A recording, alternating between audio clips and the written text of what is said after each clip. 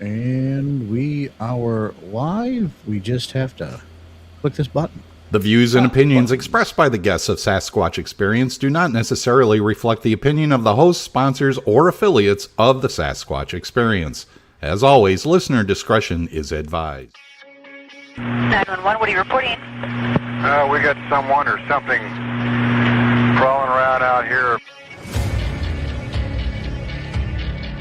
Does a legend walk among us, lurking in the forests of our world? Did you see what it was? Was it a person or an animal or? I can't tell. All I know is that my central light came on and I just happened to glimpse and see this thing running across the yard. A good-sized man or something. Looks like a man. I don't know what it was.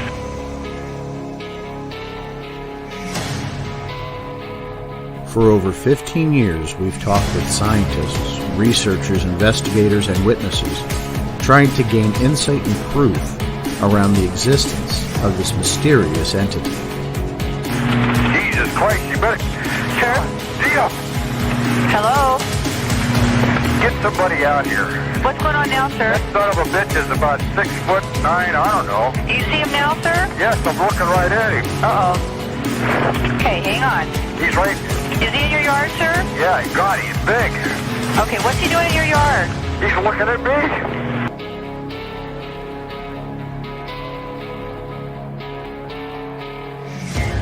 Join us as we continue into the investigation of the Sasquatch Experience.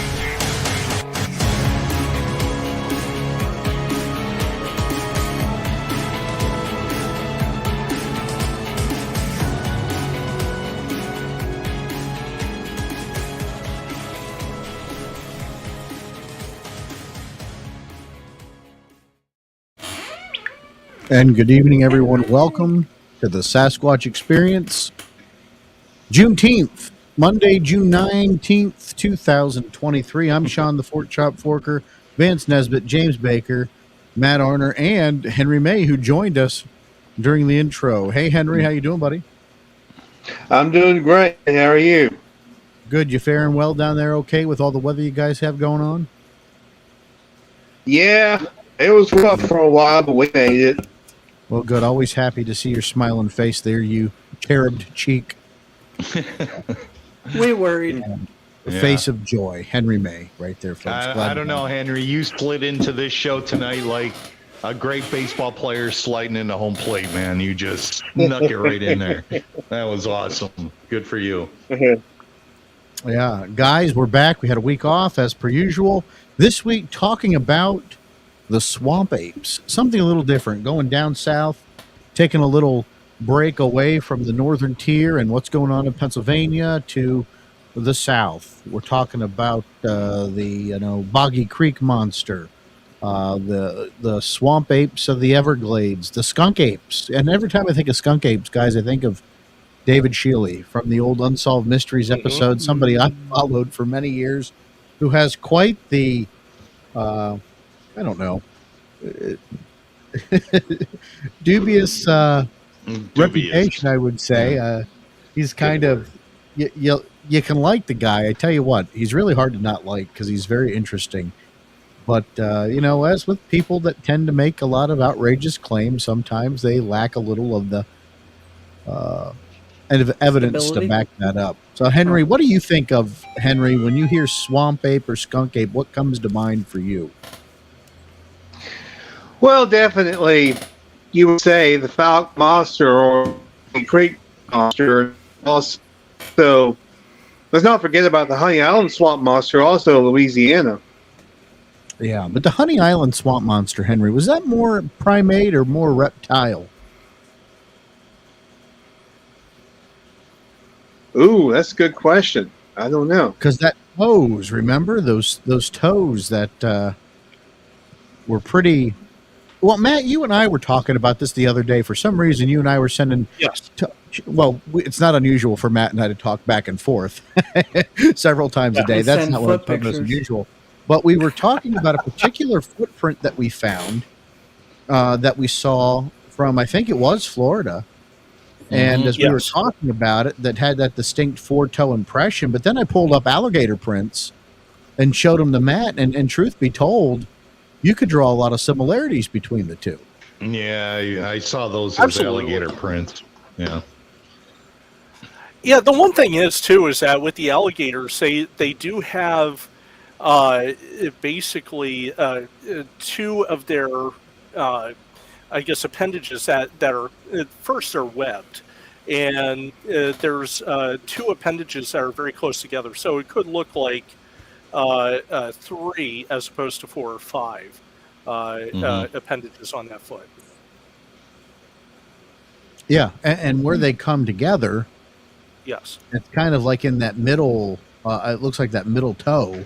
Well, it becomes like a middle toe, and which gives you that 4-toe impression, which looked a lot like those footprints we were talking about the other day. And I'm trying to find them right now. For some reason, I didn't have them at the ready. You know, the only thing that was missing from the cast print that would have compared it to an alligator, the only thing that I saw that was missing was the claw imprint, because they do have claws on their feet, and I didn't see any impressions of a claw imprint, which would be separate from the foot imprint itself. Whether those got casted, they probably would have been casted separately from the footprint, but I didn't see any representation of that. Well, what I'm going to do here is go ahead, James. Well, you go ahead and talk. I'll try to get. Wouldn't there also be a shimmy? You know, because it's, and then the body, and then the tail's moving, and da da da. I mean, the weight distribution sounds about right. Not necessarily, though, because when an alligator or crocodile gets up to run, its body is not on the ground dragging. Nor is it okay, tail. so they run. I'm not an alligator run. Specialist. Yeah, no, that's just scary. They are on all fours, and that's the only thing making contact with the ground. That's how they can get up some speed to take down a prey. Okay. Yeah. Okay. I wondered about the shimmy because, you know, like, no, that makes perfect you think sense. about it. Yeah. You know, yeah. I can just see it now. I'm in Florida, sense, right? and somebody knocks on my door with candygram, and it's an alligator doing this. I'm like, yeah, we done. Yep. Yeah, I don't know. We're still taking up donations for WD-40 for Baker in case anybody was curious. I gotta get a new chair. The last 2 weeks have been a little eventful. I'm gonna get one. Okay. I might swap it out for my office chair. Oh, okay. Well, we'll dip it in something. I don't know. I really like this chair, bit though. of a It's just the right lubricant. comfort.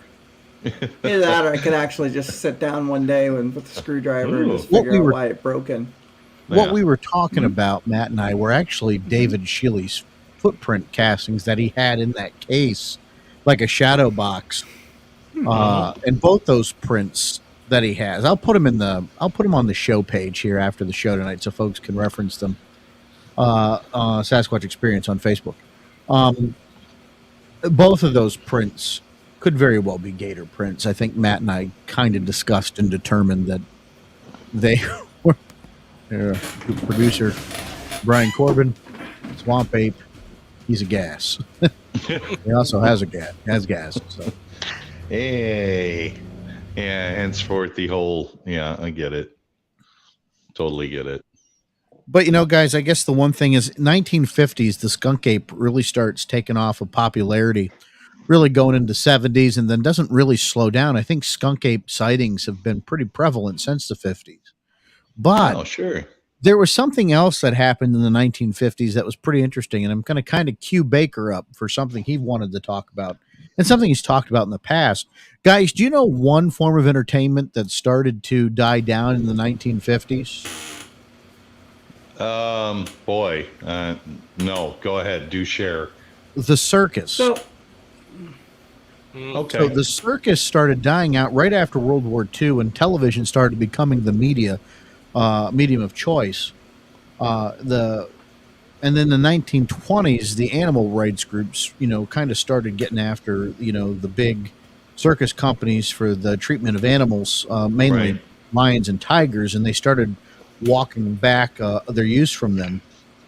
But we all know Florida tended to be a pretty, big home for some of the circus folk, right? Jupiter, Florida itself, right, was the kind of base camp for some of these circus purveyors. And sure enough, like, what do you think may have happened to some of these apes that they didn't need anymore as the circus was starting to no longer come to town in frequency, right? So just something I like to point out, because when you talk about the skunk ape, you're talking about an ape that's 5 to 6 feet tall on average, not nearly as big as a Sasquatch in terms of overall build, right? You're talking about 100 pounds or more. Right. Depending on, and then you go and the Myakka skunk ape photograph that Lauren Coleman got sent to him anonymously, right? I think it was the late 90s, early 2000s. He got that photograph, which to me looked like a chimp, kind of a white bearded chimp. Right. Added more credence to that perhaps the skunk ape that we're seeing may be an ape. Go ahead, Bake. So my biggest thing was, as we talk about, there's a lot of sightings between Florida, Mississippi, Louisiana, Texas, where the swamps area are, up into Mississippi. Excuse me with the burp. But if you look at the past history, he mentions of it 1950s. 1950s, people decided to stay home. Before that, once every Saturday or once a month, a carnival would come through, a sideshow event. They went to live theater. So these live theaters had to do more and more outrageous things. So they bring exotic animals in, they bring a variety of things. Well, as these shows died out, they wouldn't kill the animal unless they were hungry, but they would usually just let it go, or they had ones that escaped, in different parts of the country. Now, most of them they also had a lot of pharmaceutical companies that were doing some things, makeup companies, things like that were doing things, and they were testing on apes. They didn't actually declare how many apes they were testing on and things like that. So some of those apes were just let free, or someone helped them out of the cage, as you said, some of the groups. And so these animals, let's say Bobo is in New York, okay, and it starts to get cold, okay, so he makes his way to where it's getting warmer. Well, the Appalachian Trail to me has always been a straight shot from a cold environment down to a warm environment, and we see a lot of people that see things in different areas. We also had zoos that flooded or shut down and things like that. Well, a lot of these people didn't have the money to take care of the animal properly, and there was no government sanctions that noticed anything. So they all flood down to Florida or Georgia or Mississippi, somewhere the climate's a little more closer to what they're used to. And they start breeding. Florida, of course, we have NASA. NASA never really tells you how many apes they used for their different programs and testing, for two main reasons. One, they don't want to kind of have a report, and two, some of the things they did we're not supposed to know. Okay, right. So you take those apes and you take the apes that are funneling down through the Appalachian Trail. They meet, they make babies. They're like, where should we go? Well, they got swampland and all these other areas where no humans are at for miles, and they just start bunnying it, So I think I've been saying this for years, I think some of these natural skunk apes we're seeing are apes. Right. And that, they might be, and they might not all look right, because the orangutan doesn't care what the chimp woman looks like. He's just kind of wants some. No. And I'm sorry, but we see where you're going. Yeah. The girl, the poor one that they use cosmetics and she can't see. She doesn't really see who's on the other end of that dating pool, and then she has 4 kids and they look like blah. Right. And then evolution takes us. Now, I've talked to Forker about this one, and if you know anything about Florida, Florida has a really big population of, I'm trying to think the word they use, unnatural animals. I'm going to use that word because I can't think of the word. I've got a small sinus block. Invasive species. Non-indigenous, right? Or non-indigenous, invasive species, both. Yes. Right. The cobra population in Florida is amazing. Not all of them came from Florida. Certain people somebody bought a weird lizard or gecko or whatever it is in New York. And Mama said, you ain't having this, and she threw it outside. Well, sooner or later, it's going to find warmth or die. Right. And they moved down to the warmer states. Florida, being one of the consistently weathered states, I think you're talking catches about a lot pythons, of these. by the way. Mhm. Oh, pythons. Pythons, Yeah. There's some right. cobras, though. Yep. Yeah, but pythons are pretty much the Python's the big one. common invasive Right. species. The big one. And then they Right. get into the There's swamp a- regions. Go ahead, sorry. There's a couple major invasive species in Florida that are really big right now. One is the boa constrictor, which a lot of these are pets released into the Everglades. It's a subtropical environment, which is absolutely perfect for them. There's a lot of food for them, and they're thriving. And Rodents, it's at the point frogs. where they have the bounties on them right now.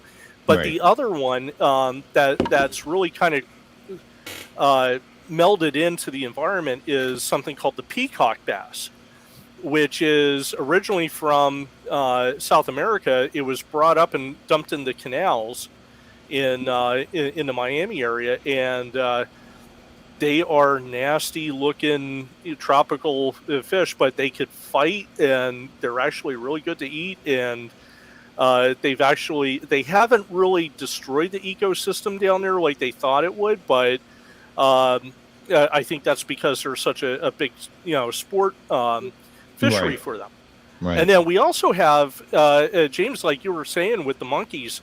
I always think of Tampa. They have I think they're vervet monkeys that are living. They've been living since the 1940s, right outside of the city of Tampa, and that population has just been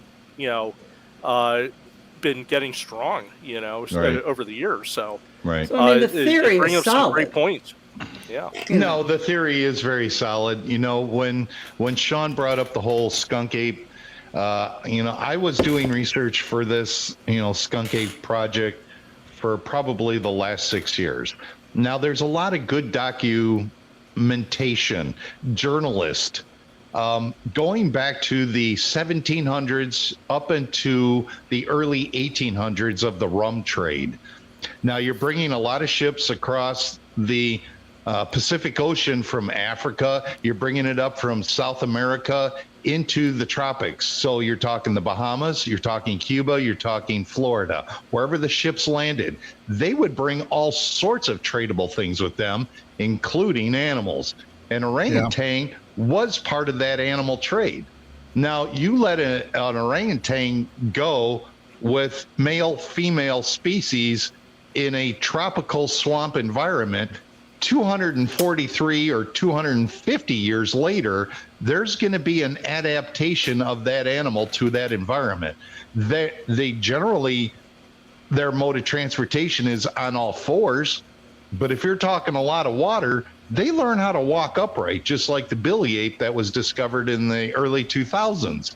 They walk through the waterlands bipedally so that their entire body isn't submerged in the water.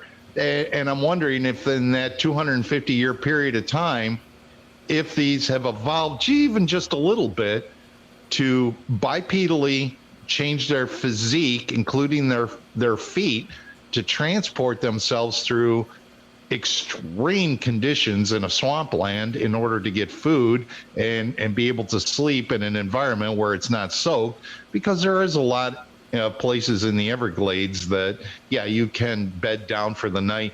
But I'm wondering if there's been, an evolutionary change, and maybe that's part of what you're saying, Bake. You're bringing in these exotic species from all over the world when we've learned how to ship from the east to the west. And they didn't care. Dump it. There wasn't a customs. Nobody cared. Nobody cared at all. I see it today here with an animal that's called the cormorant. That's an Asian bird. We've never had cormorants here when I was a kid. Never saw it. They look very much like a loon. They're a duck type of aquatic bird, but their bodies don't float on the top of the water. All you see is their neck and their head, and they fish. Now all of a sudden we're just completely dominated with cormorants here. Why? Well, because they came over on container ships. They were on the container ship. They come here. Well, now they thrive in this area because we're on the same parallel of the, with the longitude as with Asia. Okay, so the temperature isn't a whole lot different, and the foods, we'll eat a fish. It's all, and I'm Animals wondering. will eat what they need to eat. Well, they'll eat what they need to eat, but again, I'm wondering if an orangutan, or maybe this is a Bigfoot type of creature that's undiscovered, that's considered, the skunk ape that's living in Florida. It could be either or. And I don't want to hear anybody say, well, I'm an expert and I know, and that's not, because I would just, no, that's not a thing. You make a point, and I'll counter that. It's not a bad point. I may be wrong. I will admit that. Anybody who knows me, there's a good chance. Okay? But here's the thing. The skunk ape might also be an offshoot. Hey, Bigfoot saw Bobo and it's like, yeah, we having some of that, and then they had little Boba-ettes that were kind of Bigfoot and were kind of ape. Right. We don't know enough about both animals. We don't. Well, we know about one animal, but we don't know about the other animal to say he can't breed with that. Right. No, and that's why I think your point is extremely valid, that if you had an orangutan and there's chimpanzees or other, primates, maybe there is a little bit of crossbreeding going on there. And now you got something completely different looking that you just don't recognize in the normal spectrum. Because in their environment, in their natural habitat, no, they're breeding with each other. But if you're talking one female orangutan and one male chimpanzee, well, my desires kind of see you as a little interracial here, and you have to wonder. You have to wonder if that's genetically possible. Well, that's a Meldrum question, probably. Yeah. Well, Meldrum's a foot doctor. He's not a genetic. He's a foot doctor. My bad. Meldrum's a nice guy, pretty smart, but I don't think he answers all our questions. We'll ask somebody that's got a background in genetics. Henry, I was thinking of the lizard man of Ochre Swamp, not the Honey Island swamp monster. Oh yeah, lizard man. Yeah, I just had to clarify that for the record because for some reason I took a stupid pill. That's okay. I take them all the time. And while we're on that stupid pill comment, we'll go ahead and take a quick break for our news segment. We'll hydrate, refresh, and come back with more Swamp Ape as soon as I can get the things to respond. Here we go. Push the News button. team, assemble!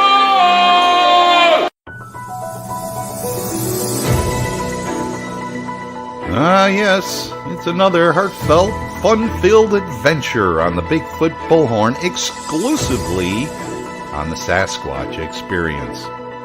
Happy Monday to you all. I hope everybody's having had a good weekend and a happy Father's Day, and we'll have a great up-and-coming week. And that shifts gears from what we were just talking about with the skunk apes, swamp apes, however you want to refer to them as. So I'll share a little bit on the Bigfoot Bullhorn. Reports of the skunk ape were particularly common back in the 1950s and 1970s.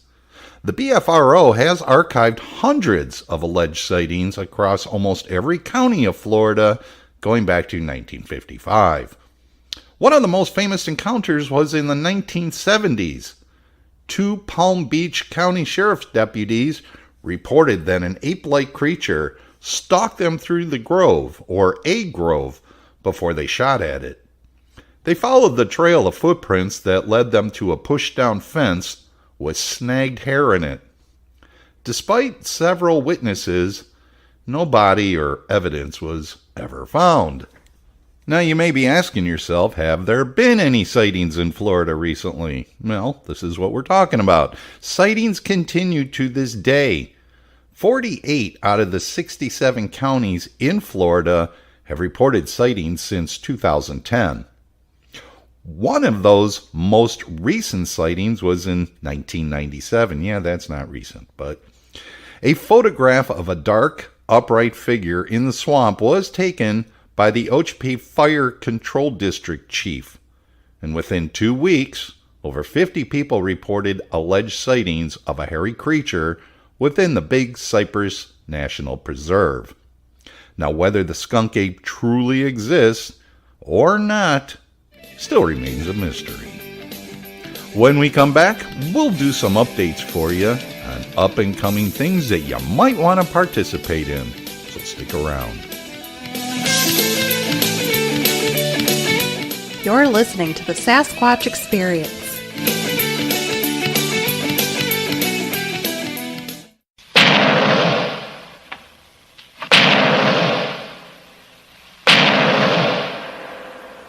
What knockers? Oh, thank you, Doctor. Got knockers? I know I don't. Welcoming our new sponsor to the Sasquatch Experience, Got Knockers. A fun and innovating group with products and conversations alike. Wear proudly the Bigfoot Got Knockers apparel at Etsy. Just search Got Knockers on Etsy. Then be sure to go over to the Facebook and join the Got Knockers community with numerous popular names you've heard of and trust. Thank you to Got Knockers for this new venture. Again, visit Etsy, Got Knockers, and the Facebook community group.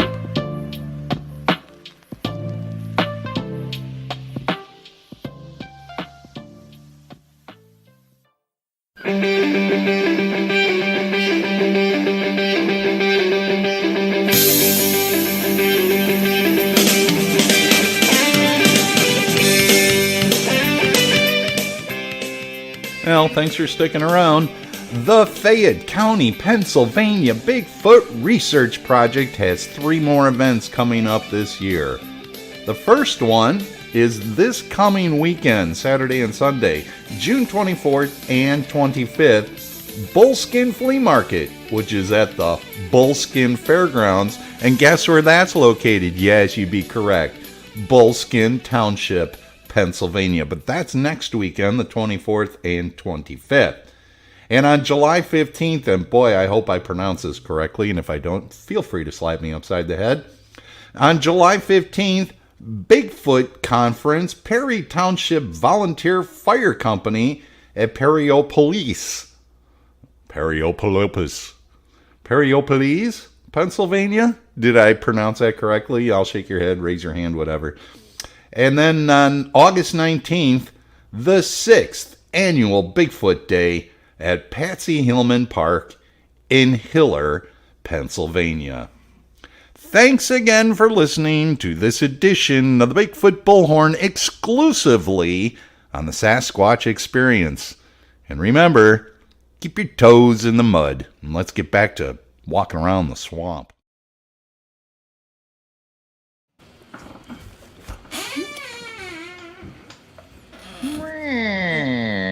Well, as you can see right now, our beer of the night looks like our graphic crapped out on us there. Bush Light Peach, guys. I have been on a kick for this beer since yesterday. Since I cracked open my first can from our folks over here at Beer Here, located in River Avenue in Williamsport, Pennsylvania. Our beer sponsors for the program, as we like to bring in the beer of the night. So refreshing, light and crisp. It's like drinking a peach. It's delicious. Peach. And add I believe, what is it, 5 ABV, Baker? 5% ABV, if that? I can't see that well today. All I know is I could drink the 30-pack all too easy if I wanted to. So go out before it's gone. It's a limited summer release. Go to your nearest distributor and pick up a pack of Bush Light Peach. You won't regret it. If you don't mind me adding, go ahead. That we were talking about David Shealy in Florida, and now you're talking about beer. And I see if any of our Florida friends would like to be nice, there's Skunk Ape Lager at the Skunk Ape headquarters.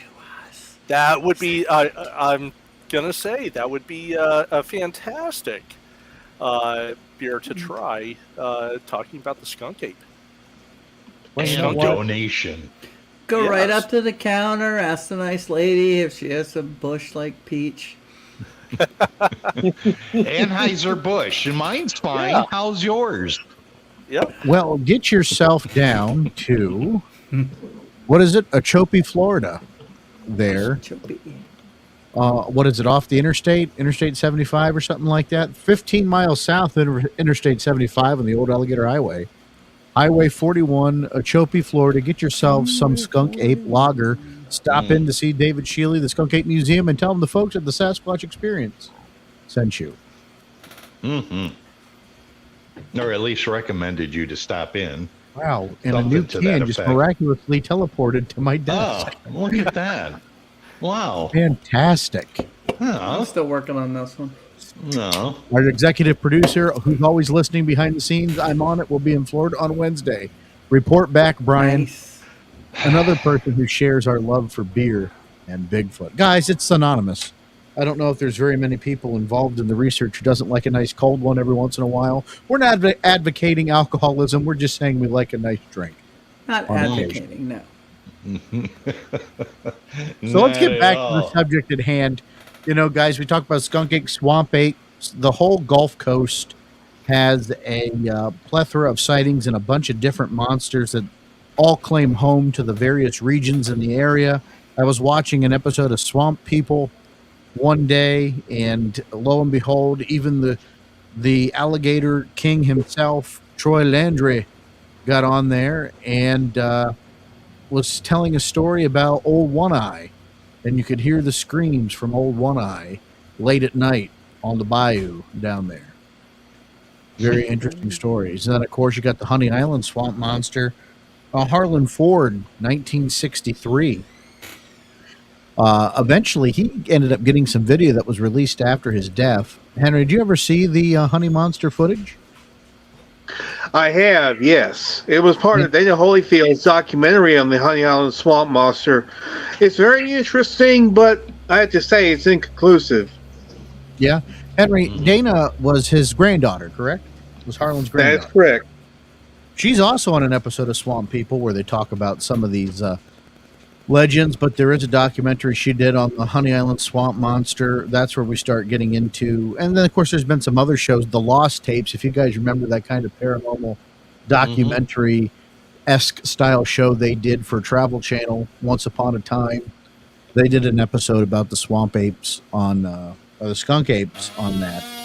But then you also start getting into, you know, one could say the most famous skunk ape or swamp monster would be the Boggy Creek monster from the Legend of Boggy Creek. Right. Which I think falls right along the category into the skunk apes, though some may say it's its own creature. You know, as you start traversing the byways, the backwoods byways, also known as the swamps, creeks, and the rivers, they all empty out to the same place, right? You go right out there into the Gulf, and there are some just hair-raising stories out there, guys. No, and the Boggy Creek monster in the whole genre that took place.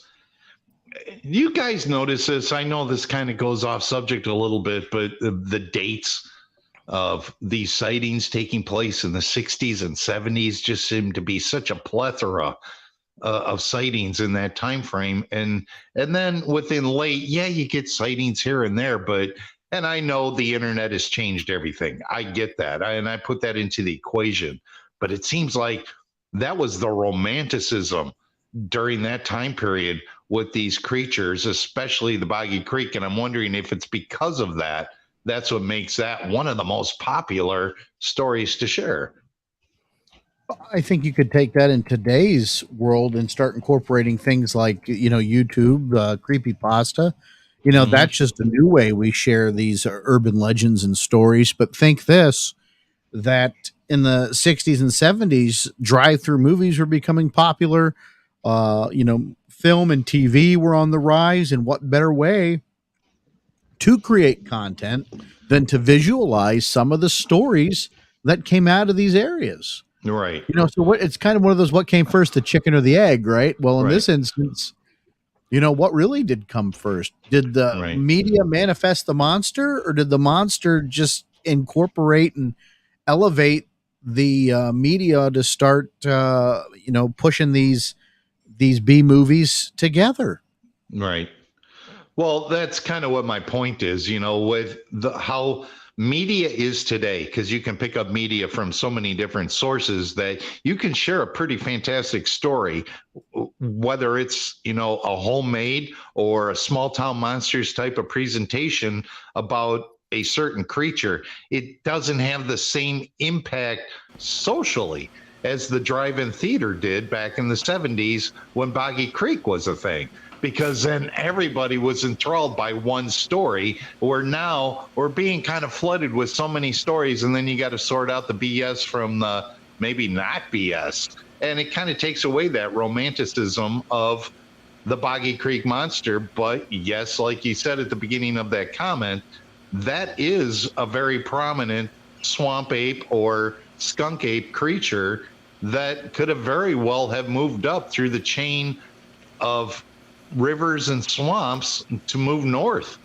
Who's to say why? Maybe could to get into a cooler region, even though it's not that much cooler. But the point is a change of food source or whatever. But I guess my point is the entire society at that period seems so more engulfed and enwrapped enveloped in that story than we are getting stories today. Yeah, you might find them fascinating, but now you got to sort out who the hoaxers are. Well, you go to 1818 in Apalachicola, in Florida, a man-sized monkey raiding food stores and stalking fishermen along the stores, right? And then you have Seminole Indians that have stories of foul-smelling monsters. So that stuff predates the movies, and of course that's just from a quick Wikipedia scan there. I'm trying to find that actual newspaper clipping because, or maybe I could just pull up my copy of the historical Bigfoot here from Chad Armand. I could beat someone to death with this book if I don't destroy my desk in the moment. I mean, this is quite the tome here, as you can see. But go ahead, James. You were going to say something before I digress. So one thing you guys all brought up from like the 1800s to the 1970s, we'll say whatever we want, but like people gathered. There were cookouts, there were fires, there were a variety of things. There were special there were special events at the prison. We're not going to call them specifically what they were, but there were a lot of people would get together for church. People would get together for town halls. So like if I had a sighting and I felt comfortable about telling it, you heard it from me. I told you 5 people what I felt and what happened. So I would honestly love that compared to a on the social because I can see in your face, and I also know you. Hey, that's the banker from down the road, not Bobby the Rummy. So a lot of times these stories, they moved on, and sometimes, like you were talking about the 1880s and things like that, is if food went missing and someone saw something and they're like, hey, that wasn't us, it was, and I don't think it was an Indian, I have no clue what it is, it's not a bear, they would form groups to find out what this thing is, or blame the Indians, but that's a whole other problem. But like everybody would hear the story from the mouth that saw it and be able to judge individually that, hey, Bob can't, I'm just going to ignore it, go back to my house, well, here's whatever. One. So, go ahead. Here's one, James, from the Apalachicola Gazette. May 7th, 1840, states that the habitation of some unknown animal has just been discovered in the upper part of that city, which has given rise to many strange conjectures. The animal at the time of discovery was in it, but made its escape. It is said by those who saw it to resemble somewhat the baboon, and from the size of the nest it is judged to be 5 feet in height and of carnivorous description, as many bones were found about the premises. The nest was nicely made of loose cotton between several bales. So, it's really interesting to think about. What's the term they use in here? Nest. What have our friends up in the Olympic Project been kind of staking on? Nest. Yes. So now we have proof back in the 1800s before modern day Bigfooters are talking about Bigfoot nests, that there's some precedent for that. Just even in the history books, literally, the historical Bigfoot, in the history books, written in newspapers from a time where they would have no reference for that. Mm-hmm. That's in Florida. I think I was going to say the other thing too is comparing the Olympic project to something in Florida. The Olympic project, you have logging roads that can take you to well within the range, and then it may be a strenuous hike, but you can get there. Some of these swamps, in whether it's in Florida, Mississippi, Louisiana, they're almost totally inaccessible. That whether you have a boat or if you're going in any other way, you can't put feet on the ground on every part of that swamp. And there's areas of those swamps that no person has set foot on. Mm-hmm. So it would be easy for something to stay hidden, to have a nest in an environment like that. Right. Yeah, and to your point, Matt, you could be 100 yards away, 50 yards away from where something is habitating. You would never know it. You would never see it. Just because of accessibility to get there, right? Well, and besides that, there's also alligators, water moccasins, and everything else that are between you and that 50 yards that, you know what, I don't think I'd be putting my feet down there No. But we take for granted that stuff today, but you going back to the 1800s, these creatures still exist. You still had water moccasins, and you still had really dangerous animals where we didn't have the protection of what we had today. And keep in mind, guys, when there were slaves escaping in the Underground Railroad, they went through that shit a lot of times barefoot without the comforts of what we have today. And you want to talk about perilous journeys and what these people went through, to get freedom. They went through these treacherous places, and we're talking about real creatures that exist, but not even the skunk ape. But here's a story. Let me share another one from Alabama.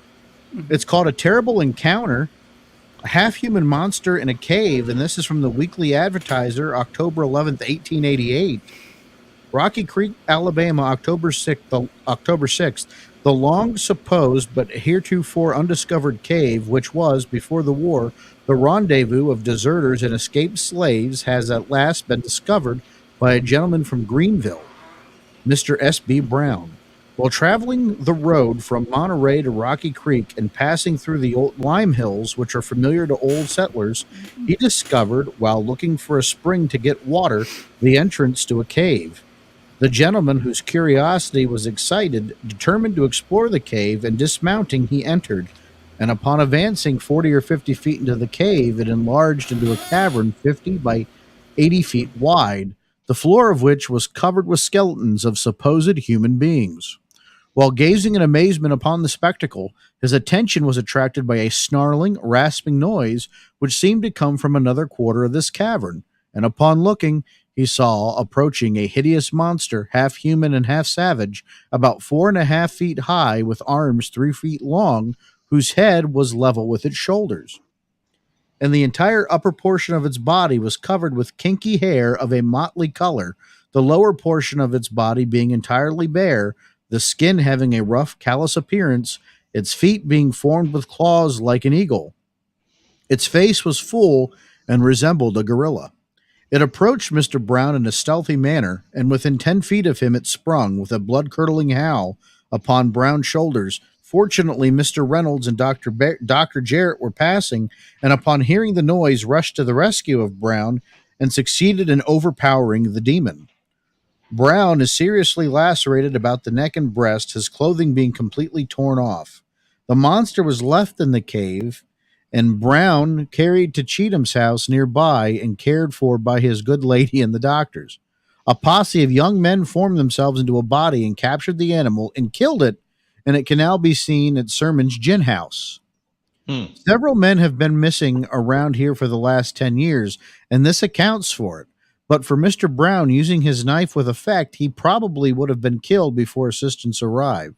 I will keep you posted on the matter if anything more should happen. Mr. Brown is getting along all right at the present. Several Negroes left this section to work on railroads around Birmingham and have never been heard of since. And the description of Jean's coats tallies with one described by the mother of a missing boy. So you think about this creature was killing and eating people, and this gentleman happened to stumble upon it. He's getting attacked. He screams, and a doctor and another gentleman come in, and now they, supposedly killed this creature, put it up for show in the gin house, which, could also be the explanation for several other disappeared men in the area. So think about that. This is like the 1880s, if that, and it's just, there's a lot of detail that goes in there, but really kind of, you think about the description: 4.5 feet tall, neck or head level with the neck. Guys, what's that sound like to you?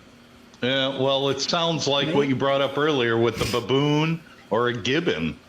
And it could have just been, adapted to a carnivorous, that's the wrong word, but a cavernous environment where maybe some of the hair isn't necessary or is worn off. It's elderly, it's vicious, it's protecting its area. We know, or we it know could just be primates this are carnivorous. Right. That's not new. It could just be It's an a human undiscovered hybrid. or something. Think about chimpanzees. Chimpanzees will eat one another. Oh yeah, they will attack one another. They will hunt each other down. Yeah. Now think about that. If you're in a place where there aren't any other chimpanzees, but you still have the sense of territory and the same desires to eat and attack, it's not out of the realm of question. And look, they didn't have the weaponry we have today to mow these things down. Definitely a lot more vulnerable to the attack of these things than we are. Not that the people who are, getting attacked by chimpanzees regularly, they usually call in the police who ice this animal, but in this instance, kind of the same thing, like woefully underprepared to be attacked by an ape of this caliber. Yeah, well, even at 4 feet tall, I would still be terrified. 4.5 feet tall. Yeah, a good size for a chimp, and chimps are what, twice the strength of humans? Oh, easily. And if it caught you right, you'd be down before you noticed it. Sure. I mean, just things to think about when we talk about the skunk ape and the swamp apes, and you now have stories from Florida, you have stories in Alabama. I'm sure if we went and pursued more, let's even look at the Boggy Creek creature. The shaggy hair covered, all descriptions of it. It's not it's a lot different in look than the Pacific Northwest Bigfoot. Right. Which could, without allowing for some scaling up the sense of human estimation and storytelling, could the Boggy Creek monster also have been maybe a little bit smaller in stature? Possibly. Right. Well, generally, descriptions of the Boggy Creek monster are they're at least 7 foot tall. So not as tall as perhaps your North American your Pacific Northwest Sasquatch. Right. Yeah. What I'm saying is, Henry, is though that's not allowing for over embellishment either. Yeah. I get my butt kicked by a 5 foot tall thing. I'm adding 2 feet. Yeah, sure. I mean, you got your ass kicked by a 5 foot tall creature. Yeah, easily. And I want to throw something out towards Matt too. Geographically difference between the southern states, meaning Louisiana, Florida, the Mississippi area, and as you move north, you get into areas through Kentucky that do have caverns and caves, whereas the southern states not so much. It's lower to sea level. I'm wondering if that has any kind of geographical difference to the size of an animal that may live there, because we have so many reports and theories out there that the apes or Bigfoot that's in the Pacific Northwest or through upper northern central United States may dwell in caves, whereas down south that's not available. Maybe that's a difference in stature in their size. Well, get your take on that. Yeah, the one thing is that we're also talking about different geological strata, whereas in the Pacific Northwest, even in the Appalachians, we have a different geological structure. Down in the Florida area, in the Gulf Coast region, we do have a lot of limestone, which will provide caves or caverns. However, especially as you move farther south, again, you're under, like you had brought up, they're under sea level. So now you have these big pits, or you have these underground caverns. And that's always a possibility that if they don't have that much space and they, something's going to be smaller. Yeah.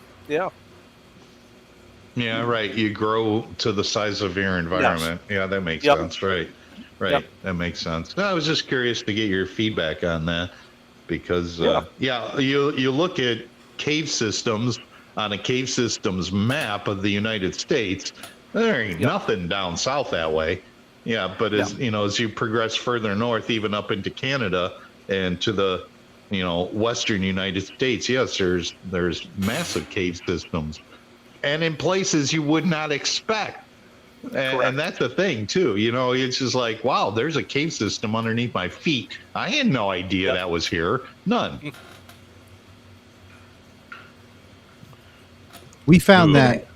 We found that interesting when we were doing episodes on the missing, when we pulled up the cave system map in perspective, in comparison to missing people. That was pretty, interesting information to have. Well, it's compelling, right? The Bigfoot mapping project, for anybody who cares to, pay attention to all things Bigfoot.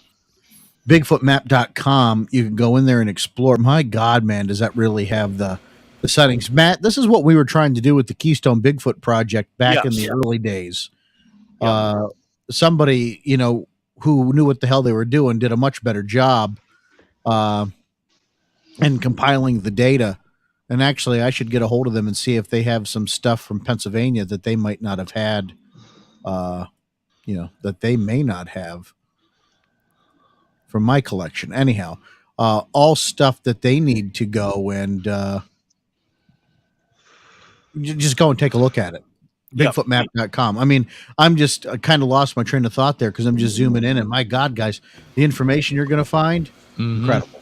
And the one thing is that we get, and this is something I brought up before too, is a lot of times reports aren't made to the BFRO or they're not made to their local groups. It might be somebody just saying something on Facebook. And some of these Facebook groups that are associated in the Gulf region, particularly Florida, you may get, some of these experiences coming out that may get lost, eventually, before it reaches the Bigfoot mapping project, because it's somebody saying, "Hey, I was out in the Everglades. We were hunting boas, and we had something." Come up behind us, red eyes, give them the whole description. But if they're not making that actual statement to somebody that could forward it to the Bigfoot mapping project, it gets lost. And how many sightings are there out there like that we may not be aware of? Or the wild hog people. Right. Absolutely. Right. One thing I think we forget is, for us, it's 4 hours out into the woods to find a spot that they are dwelling. To them, it's like you just open your front door and there's a neighbor standing on your porch. So, like, a lot of times we have these sightings or we have these areas where they're like, oh, it took me 2 days to get into the bush and da-da-da, and I found this random albino alligator. That's fine. There might be 100 of them. Problem is it took you 2 days to get to him. And the other 100 may still be around, but they're not going to come out if they start noticing a bunch of people just showing up in their yard. Well, or they'll start spreading out. Another thing we have to start, really looking into is home security has gotten more affordable and simpler for everybody, and exterior cameras are now, smart cameras are all over the place. I think... I don't know if you can go into a neighborhood anymore and not one person have a camera somewhere placed that you can see. Matt, you know this with Oh yeah, absolutely. being in law enforcement, and sometimes has made things a lot easier to get information that you need. I think it's only a matter of time before we start getting some really interesting, compelling stuff from those footage. In fact, I've been told by a few people they've seen some pretty interesting things. Just reality is not everybody wants to put that stuff out there on the internet. Right. Not everybody Right. wants to put that stuff out there, and No. I haven't seen anything that has really been, compelling. But that doesn't mean somebody out there doesn't have something, or someone doesn't have something they're holding on to, Or they missed it. or they've missed it. Yeah, I have to tell you, not that people should come rob me or anything, but 9 times out of 10, I know what the alerts and videos are around my property at what time. If I get a 2:23 in the morning, my camera goes off. I know because of other nights at 2:23 in the morning, it's probably a cat that's walking around setting my camera on. I'm sure a lot of people get into that mindset and they just start swiping through without really paying attention. They look at the thumbnail, nothing looks out of the way, and they just get rid of the photo or get rid of the video. Right. I got to challenge myself on that a little more, and especially those folks that live in more rural areas than we do, maybe start challenging that a lot more. Let's start paying attention to those things. No, very and true. if you happen to see it, you can always report it to us. Report your sighting or encounter at info@sasquatchexperience.com. Might want to do a little shameless plug there, as well as our social that's media. okay. For $2 a month. What, guys? What? No. You can For join our $2 a Patreon. month? That's it. We got some great stuff going. I'm working on the Forker files right now. We're going through my case studies, and I'm going to break them down and put information out there to folks that just haven't been able to get that information before, because I've never put it out there.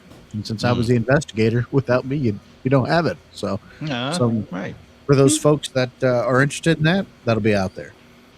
For almost 50 minutes, we've talked about skunk apes, and we haven't even gotten into the meat and potatoes. So I think this is definitely worth another revisit here soon. We'll have the Swamp Apes Round Part 2. We'll start getting into some more modern reports. I think everybody knows the historical reports. Your homework, guys, for the next show is to go through some databases and pull some of the reports that give you the heebie-jeebies. Really give you the make the hair on your neck stand up. We'll talk about those in the next program or the next show we do this, and then also some of the recent reports. And by the way, I've just sat here for the last week and watched just about every documentary you can on swamp apes, skunk apes, small town monsters, Beyond the Trail, the Outcast Paranormal Team, Stacy Brown and Ryan RPG. They've got their documentaries out there. There's a lot going on. Les Stroud has got an episode. Check them out. Go to YouTube, Google your skunk ape and just start following the clicks, guys. Get lost and get yourselves immersed in, it's popular, but I don't think enough people talk about it to bring the data and the really good sightings to the forefront,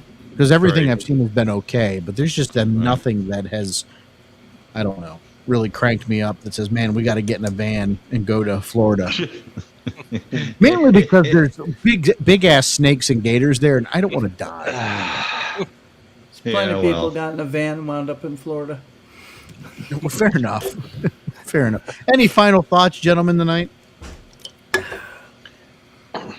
Yeah, my final thought is I think anything is possible that's going on with the skunk ape. I really do. It could be, it doesn't have to be one thing. That's my thought. It doesn't have to be one creature that's identified as a skunk ape. It could be what we talked about: chimpanzee, orangutan, and this undiscovered creature. It could be, a variety of different things that are seen. I just don't want to limit it to, it's one thing and that's it. Fair enough. Bake? Just when you're out there, enjoy the moment and keep going out there. Sooner or later, you'll see something that sparks your interest and go from there. Matt, go ahead. I'm going to reiterate back what I said before. If you had an experience, or especially in the Florida and the Gulf Coast area, please send us an email.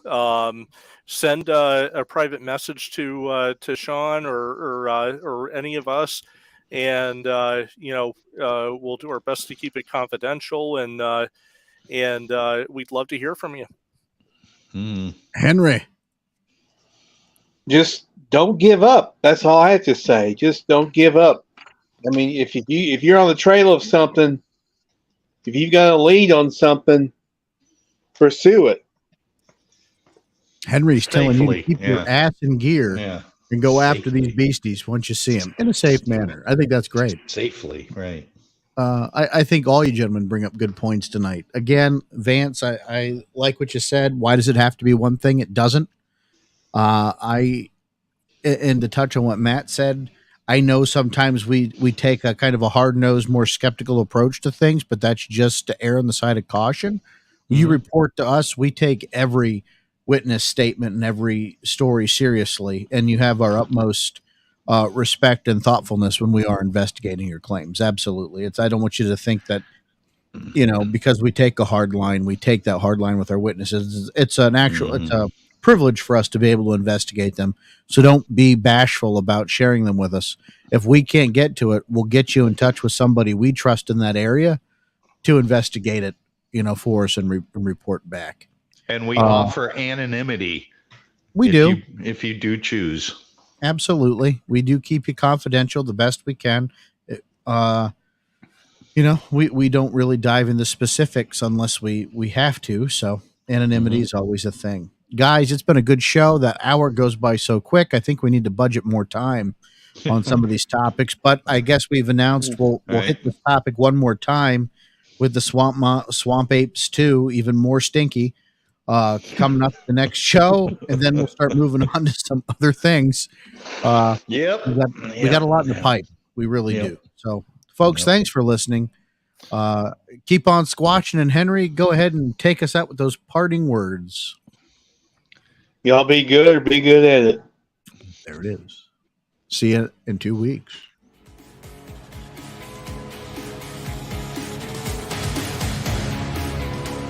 You've been listening to Sasquatch Experience. Please rate and review wherever this podcast is consumed. To share your experience, visit us on Facebook or email us squatchexperience@gmail.com. Keep on squatching.